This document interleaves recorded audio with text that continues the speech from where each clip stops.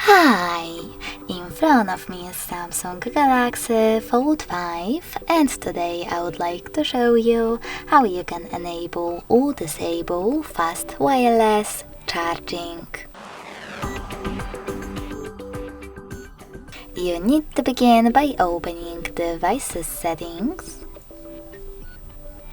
and scrolling down to access Battery and Device Care.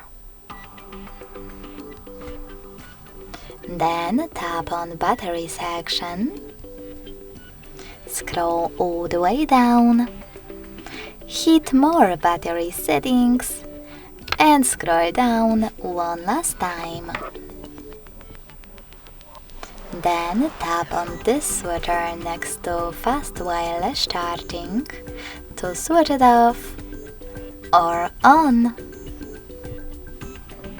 Thanks so much for watching. If you enjoyed this video, don't forget to leave a like, comment and subscribe.